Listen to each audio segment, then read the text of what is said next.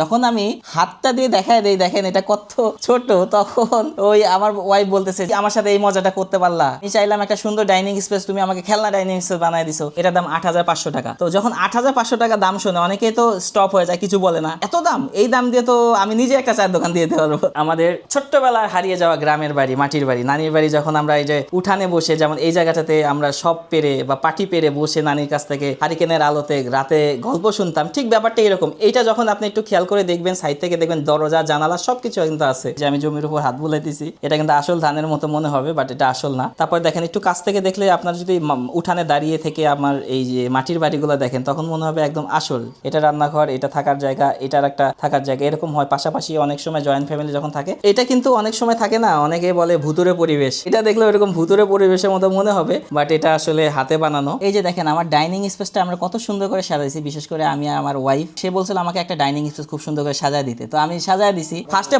বুঝতে পারি না, যখন আমি একটা ছবি বা ভিডিও দিছি ইনস্ট্যান্টলি দেখে, আপনারাও যেমন বুঝতে পারেন না, আমার ওয়াইফও বোঝে না, তখন স্বপ্নটা একদম খান খান হয়ে গেছে ভেঙে। এটা মেইনলি রিয়েলিস্টিক করার জন্য যথেষ্ট পরিমাণে সময় দিতে হয়। যেমন আমরা একটা জিনিস যখন দেখবো, আমরা দাঁড়ায় থেকে যে দেখলে যে অ্যাঙ্গেলটা পাই, ঠিক সেই অ্যাঙ্গেলটাতে যদি দেখা যায় এটা আসল মনে হবে। যেমন এই যে খাবারের টেবিলগুলো দেখতেছেন, এই যে ছোট ছোট দেখেন, এই যে প্লেটটা, এই যে চামিচের মধ্যে দেখেন কিন্তু ওই যে ছোট খাবারও আছে। আবার যদি আমি দেখাই, এই যে জগের মধ্যে কিন্তু পানি আছে। আবার এদিকে দেখেন ডিমের উপরে যে হালকা যে ধনেপাতা এইগুলো কিন্তু দেওয়া আছে। ছোট এত, এটা কিন্তু বেশি বড় না, খুবই ছোট। ওই যে মরিচ টরিচ, শশা টশা, গাজর টাজর দিয়ে যে সালাদ মানে এটা পর্যন্ত আছে এখানে। আবার দেখেন এই দিক দিয়ে দেখেন, এই যে জিনিসগুলো কিন্তু ঝুলতেছে। আমরা এটা থাকে না, অনেক সময় আমরা রেখে দিই, কাজ শেষ হলে এভাবে রেখে দিই, ঠিক এরকম। এই যে বেসিং এর জিনিসগুলো ধুবেন, ধোয়ার পরে এই যে এটা দিয়ে ক্লিন করে সুন্দর করে রেখে দিবেন। হ্যাঁ, এই যে দেখেন সবজি কাটতেছে, যে সবজির জন্য ওই যে ছুরিটাও কিন্তু দেখা যাবে উপর থেকে। আবার এখানে দেখেন গাজর টাজর, শশা টশা, টমেটো সবকিছু আছে। এইগুলো কেটেই মেইনলি এই জায়গাটাতে আসলে আনা হয়েছে, এটা বোঝানোর জন্য। আবার এখানে ওভেন আছে। আবার দেখেন রাইস কুকারে কিন্তু আমরা লাইনও দিয়ে দিছি, ওই যে দেখা যায় লাইনটা,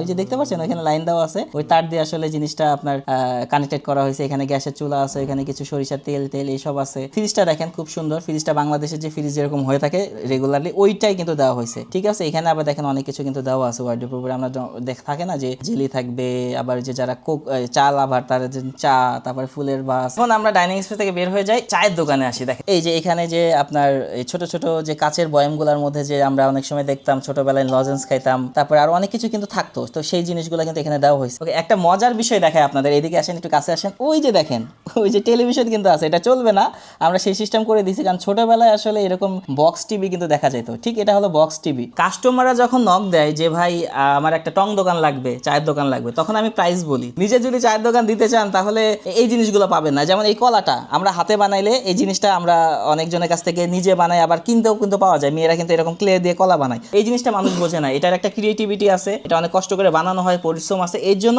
আসল জিনিসের দাম থেকে এটার দাম বেশি। এই যে ক্যানগুলো দেখা যাচ্ছে, তারপরে যে বোতলটা দেখা যাচ্ছে ফান্টার, আবার পেপসি আছে, আরো পিছনে দেখেন যে পানির বোতল আছে। এই টং দোকানটা দেখতেছেন, এটা কিন্তু আমরা যথেষ্ট সময় নিয়ে বানাইছি, প্রায় 10 থেকে 12 দিনের মতো সময় লাগে। কিন্তু আসল টং দোকান বানাইতে গেলে আপনি হয়তো 1 থেকে 2 দিন বা 3 দিনের মধ্যে কমপ্লিট করে ফেলতে পারবেন, কিন্তু এটা বানাইতে গেলে আরো বেশি সময় লাগে, কারণ এগুলো আপনার হাতের কাজ। আচ্ছা, আপনাদের আরো বেশ কিছু জিনিস দেখায়। যেমন এই যে সিএনজিটা আমরা যদি একটা রোডের উপরে রাখি, তখন কিন্তু আসল সিএনজির মতো লাগবে, কারণ এগুলো পরিত্যক্ত। একটা সময় যখন জমিদাররা থাকতো, এই সব জায়গায় অনেক শাসন টাসন করছে, বাট এখন তো এগুলো আর ইউজ করা হয় না, ওইভাবেই অবহেলায় পড়ে আছে। তখন এই জিনিসটাকে এরকম ভুতুরে পরিবেশের মতো লাগে, কারণ ওই জায়গায় কেউ যায় না, গাছগাছালি হয়ে ভরে যায়।